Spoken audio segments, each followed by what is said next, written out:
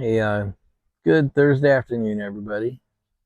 It's Dave with Chance's head sticking in, coming to you from the dog yard here in Southern Maryland. It's Thursday afternoon. It's probably about 3:30. It's 79 degrees out, not as humid as yesterday. So we're 6 degrees cooler, a lot less humid, and a slight breeze. So we're pretty much in that perfect weather zone. So, um, yeah, just another one. Just a perfect spring day. Here's your Thursday dog review. There's Echo just laying on my feet. And Chance has got his back turned to us, but he's right here with us. And Sasha's right behind me. And there's Finn. All four dogs in about 10 feet. She wants to be closer. Looks like she's actually going to lay on me. Look how beautiful it is. Look at that green. Look at that blue.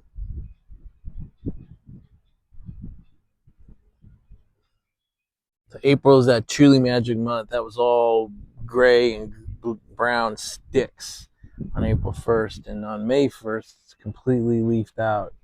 Full plumage in the forest.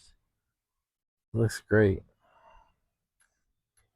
So today we're smoking the Oliva Series V Melania. Truly one of my favorite sticks. This is the Churchill size, like I've told you in the last few nights. The Churchill size is one of my favorite size cigars, no matter what blend it is. So anyway, Liga, Series V, Melania, Churchill size. Punch cut as always. I did not destroy the cap on this one. Punch cut came out perfectly. We'll light it up, come back and chat. So a few things to prove this is different than yesterday's. Blue shirt. Got my hair cut. Go back and look. Not so shaggy. And I actually moved the chair. I'm actually not in the same place. I'm in the same backyard, but I'm much closer to the barn. Now the dogs have all surrounded me here, so but maybe we'll start digging some new holes. We'll see. But I promise you, it is Thursday. This is a different video. I've even been smoking similar cigars, so if you guys watch these every day, it's got to be watching like the Groundhog Day movie.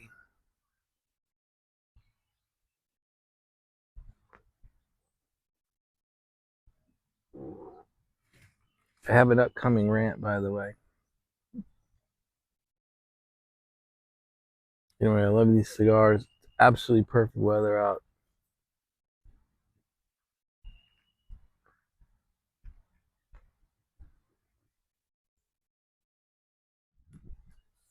So I realized this channel is just about just about anything other than pipe tobacco and pipes. It's not lost on me. But in that vein, I'm going to turn into a bird observer because we get a pretty rare bird that comes through here as it commutes. It only stops for about 2 days a year in the spring. And supposedly it does in the fall too, but we don't see it in the fall. It's called an indigo bunting. And I actually got a couple nice pictures of it. Um, so I guess this would be like Birder 2023, Birder Dave 2023. Anyway, I'm going to shut up. I'm just going to show you a couple pictures and then we'll come back.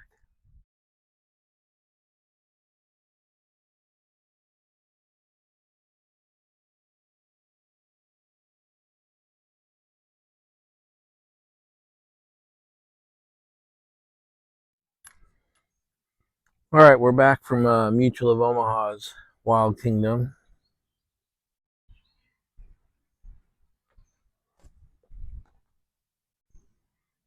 So I've been back almost 7 weeks, and I can tell it's time for me to go back to Wyoming because this is day 2. The wife really pissed me off. So I'll tell the story and then the general rant. So just now, just an hour ago, Mom loves KFC, so every now and then I'll go get KFC, and we have KFC lunch. Well, that's what we did today. So I drove 12 miles up the road, picked it up, got my hair cut, drove it back.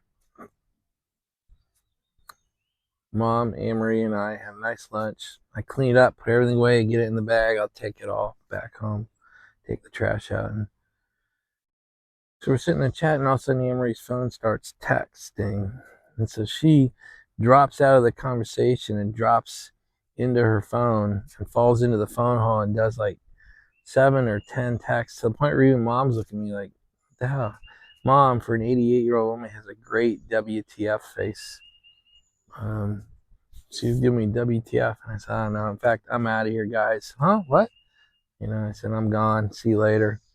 And it's become more and more a problem. And my wife is a 59-year-old, turning 6-year-old lady.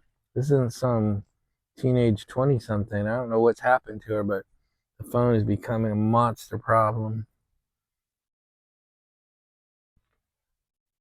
Because over the 2 months I've been home, it's become a problem at morning coffee. It's become a problem at lunch. It's become a problem in the evenings. She just can't get off her phone. So I've just told her, hey, when you get on your phone, I'm just gonna roll.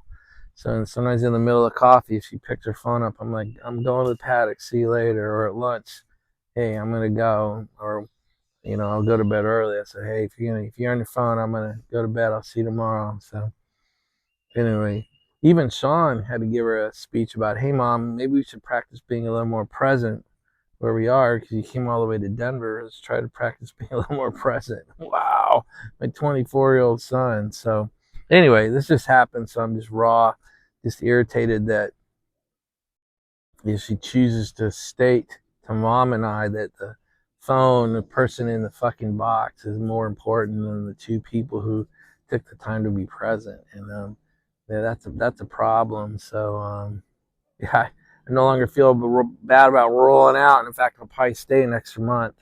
I may stay June, July, and August. Spend the entire summer out in Wyoming. Anyway, that's a pet peeve of mine. And I know when I ran meetings, no phones, no cell phones in the room. And if I was conducting an interview and somebody touched their phone, it was instant end of the interview. So it's just been a pet peeve of mine. I don't know how people date today. How do you go out with somebody? Do you have hey, let's put our cell phones away? Do you leave your cell phones in the car? Or just deal with the constant interruption of something's more important than you? I just don't know how that works in today's world. And thank God I don't need to know. I never will. It doesn't matter what happens to Anne Marie. If I outlive her, I ain't going back into the singles world, that's for sure.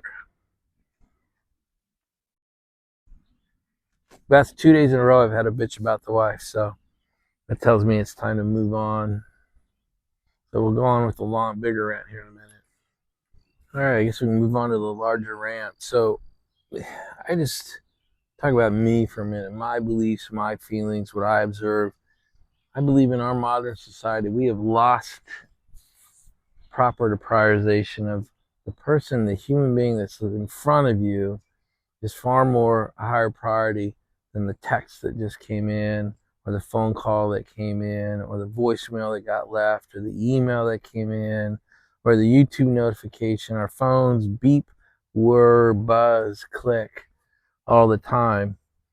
And we become a society where we actually stop, or maybe not worse than that, just ignore what's in front of you and go down to the phone and see what it is. And that's become acceptable in today's world. And it has not become acceptable to me. That probably puts me in the old-fashioned bucket, the old man rant. But I think it's bullshit when I'm sitting in front of somebody and they pick up their phone to see who texted them, or pick up their phone to see who called them, or pick up their phone to see what notification came in. To me, that is just saying to me without using your words. So it's like, say to me without saying it. Say to me that I matter less to whatever's going on in your phone, without actually saying it. And I pretty much will end whatever I'm involved in when the other person does that. No matter how much like, oh, I'm sorry, I didn't know. It's kind of the end for me. So I usually walk out. I'm done. I'm done with that phone call. I'm done with that meeting. I'm done with that, whatever it is. If that person just shows me that their time is better spent some other way, which is fine. But that means I can move on to whatever I've got going on next. I don't need to sit here and play second fiddle to your phone. There's an old saying all by itself, right? Play second fiddle to your phone. When was the last time somebody said you playing second fiddle to whatever? Maybe I'm in the right mood to be dragging up the golden oldies today. But anyway, I just believe not just my wife, but society in general, we've lost this prioritization that in the flesh, face to face, is number one, period. If you need to end it to go take care of something, that's something else. But by and large, very few texts need to be responded to. That's the other thing is we've got to the point where a text come in and we've got to respond to it, and that's not true. Very few, very, very, very few texts have to be responded to immediately. They can hold off till this conversation's done, or whatever you're doing is done. In fact, I recommend, as a CEO school item, slow down your response times. Get people used to you taking an hour or 3 or 6 or a day to respond to texts. Do it slowly or you'll break their heads. But, control your response time. Control the expectations of you by the outside world. In fact, it's gotten so bad it's invaded YouTube videos now. I can't believe it. I'm actually watching people who make me watch them read their texts and respond to their texts, or read their emails and respond to their emails while I'm watching the video. I find that insane. So that's just one of those things that will kind of kill my relationship. I just can't, it's basically the YouTube content provider saying that, hey, whatever I've got going on is way more important than than your time. So, which is fine, by the way, because I'm a huge advocate of it's your channel, it's your content. You put out on your channel whatever you want, but the consequences, and no one's going to give a shit if I unsubscribe, I get it, but the consequence of continually making me watch things like you doing all your texts and your voicemails and your emails while I'm trying to, watch a video, it just means I'm going to have to unsubscribe. And somebody once said, Dave, a good customer is someone who just treats you right, and a great customer is one who tells you why they're leaving, why they're not going to be part of your services anymore, or telling you why they're going to leave before they do, give you a way to correct it. So that's why I feel like I'm being a good YouTube customer here and saying, if my YouTube subscriptions keep making me read text, which is your content, not mine. Wow, intruder alert from Sasha. Then I just need to move on. So, if you see me stop commenting, and I kind of drop you as a contact, you probably know why. So, because there are several YouTube channels that do that, and I don't get it. Again, I'm not suggesting content change. It's our channels. We put on what we want them. I'm a huge proponent of that. Just know that I'm going to walk away from the relationship and have to keep watching texts and emails. Oh, she is really intent on that. Anyway, but my larger gripe is this is a society for some reason, we've allowed the beeping, whirring, buzzing, clicking of our cell phones to stop real world face-to-face conversations. That's purely insanity. So maybe I'm the only one it bothers, but it really bothers me. Bothers me bad. It really upsets me. I'd say it pisses me off, but it really is deeper than that. It's almost, I almost want to say it's offended or maybe even hurt. Maybe I'm hurt by the person who says, this phone is truly more important than whatever. I'm sorry. Because sometimes, like, even with my wife, by the way, but with other people too, they actually, in the middle of a sentence, will fall into their phone, as I call it, and not even hear that you're talking. Even if they ask you a question, they don't even realize they're not hearing the answer. It's insane to me. Anyway, that's enough of a rant. So like yesterday, my rant marquee was stop wasting time, get your ass out of bed. Today's is get off your fucking phones. Now if this doesn't apply to you and you're happy with the way you deal with humans and humans are happy with the way you deal with it, this doesn't apply to you. But I have a feeling it's cell phones and our dependence on them and our addiction, right? It's a human addiction.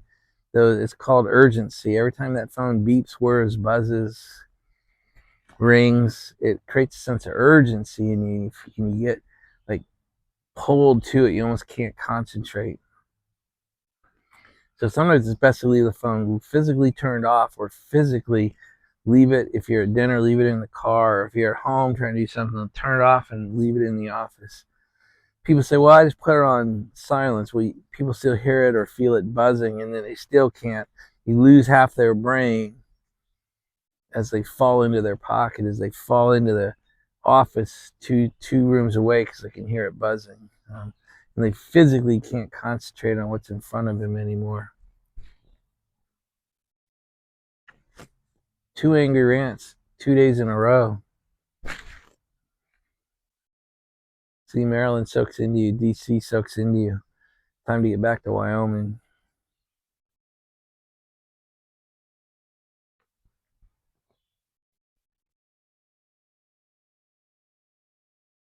This should be my last bitch for a while. We'll see. But I would have said that yesterday too. By the way, the roof is looking great. The roof project is on track, and they're doing a fantastic job. The color looks amazing. The architectural shingles look great. So I just want to wrap up kind of yesterday's or day before's complaint. Yeah, it looks great.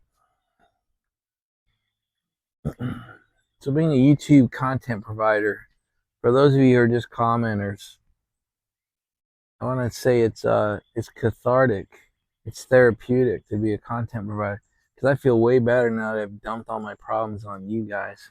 2 days in a row, I've cleansed. 2 days in a row. I feel amazingly unburdened at this time.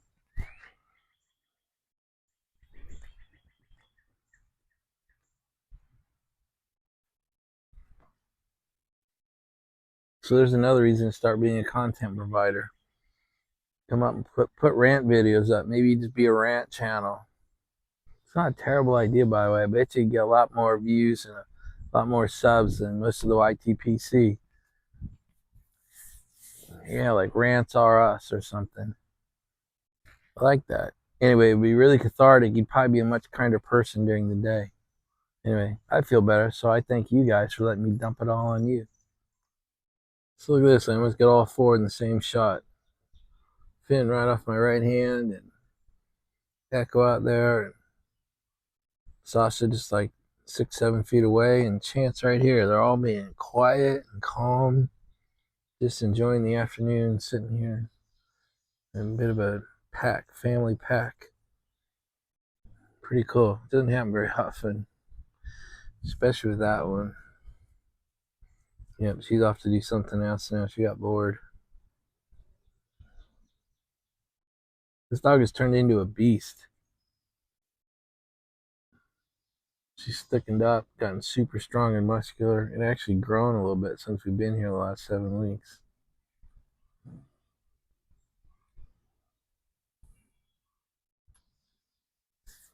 So I've been going to the same barber for 30 years, maybe more like 33 years.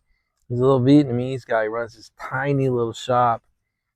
And over the 33 years I've been going to him, his neighborhood, and it's just kind of gone to hell. It's turned into a bit of a ghetto, but he still stays there. So I go up and it's right next to the KFC. There's some irony there, but I'll let you come up with that on your own. Anyway, his name's Paul Fugg. It's obviously not Paul, but that's what he tells us. But I want to show you his pricing board, because it's a whiteboard painted, and it has not changed in 33 years. I think that's amazing.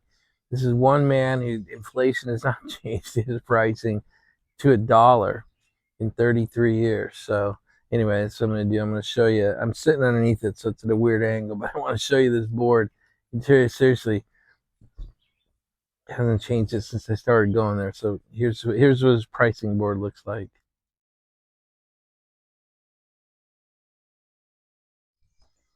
Here's your Thursday edition of the young ones playing together.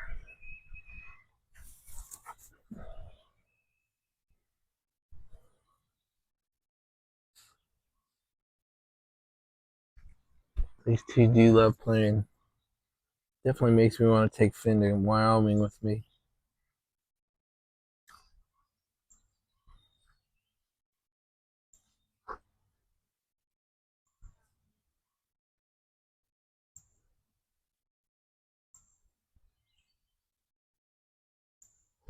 Alright guys, I'm down to the nub.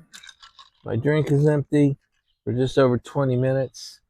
I think we can call that a successful video. Got a good rant in. I feel much better. And so with that, let's just call it a good video. So Thursday videos in the can. So guys, may God bless you. May he bless the lives of those around you.